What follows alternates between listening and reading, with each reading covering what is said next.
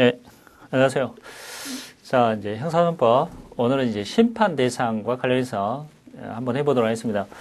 기소하면 기소 효과가 기소했다는 말은 검사가 사건을 수사를 하다가 이제 법원에 넘겼다는 얘기거든요.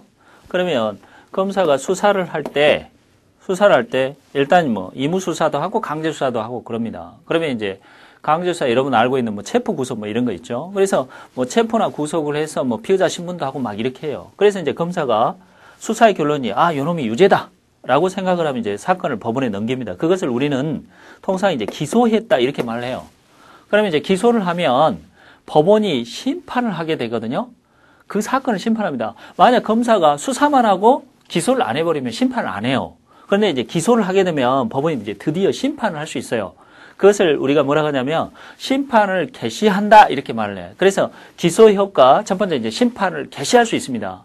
그러면 심판을 개시하는데 그러면 법원이 심판할 수 있는 범위나 대상이 뭐냐? 검사가 기소한 것만 법원은 심판해 준다 그 말이죠. 예컨대 만약 검사가 이 사건을 딱 수사를 했어요. 수사를 했는데 검사가 보니까 이 사건은 절도다 명백히 요놈이 나무집에 들어가서 기금속을 훔쳤다 그 말이에요. 그러면 이제 그것을 절도로 공소장에 기재를 해갖고 만약 공소장을 냈어. 그러면 우리가 공소장을 내면 기소했다고 이렇게 말합니다. 그러면 절도로 기소를 딱 했어요.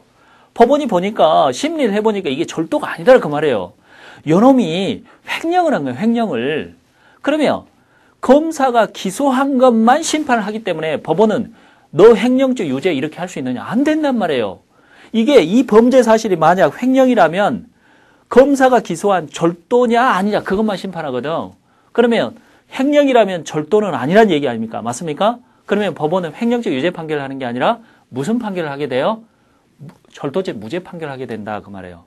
그게 기소 효과, 즉 심판 대상이 검사가 기소한 걸로 한정됩니다. 또 다른 말로 검사가 갑을 범인이라고 기소를 했어. 그런데 법원이 심판을 가정이 갑 이 자식이 범인이 아니다 그 말이에요. 을이 범인이다. 그러면 법원은 심리하는 과정에서 을 네 유죄 이렇게 할 수 있느냐? 안 된다는 거예요. 검사가 기소한 누구만 심판한다? 갑만 심판해. 그러면 을이 범인이면 갑은 범인이 아니라는 얘기 아닙니까? 그래서 그때는 갑에 대해서 어떻게 한다? 무죄 판결하는 거예요. 알겠습니까? 그래서 기소 효과는 첫 번째 수사를 마치고 기소를 한다는 말은 사건을 법원에 넘겨주는 거니까 법원은 드디어 심판을 개시할 수 있어. 그걸 공개로 한다 해서 우리가 공개심판, 줄여서 공판이라고 이렇게 말을 합니다. 그리고 두 번째, 기소를 해주면 무조건 다 심판할 수 있는 게 아니라 검사가 공소장에 기재해서 넘겨준 것, 즉 다시 말해서 기소한 것만 심판을 해줄 수 있다. 그래서 심판 범위와 심판 대상이 한정된다 그 말이에요. 그런데 이제 법원에 기소를 하게 되면 법원의 심판 대상은 이제 두 가지가 돼요. 현실적 심판 대상과 이제 잠재적 심판 대상 이렇게 바뀝니다. 그것은 제가 나중에 설명드리겠습니다. 그러면 이제 일단 이게 보겠습니다. 예컨대 갑이 3월 1일 10시에 여기 앞에서 뭔가 범죄를 저지른 사실이 있다. 요놈이.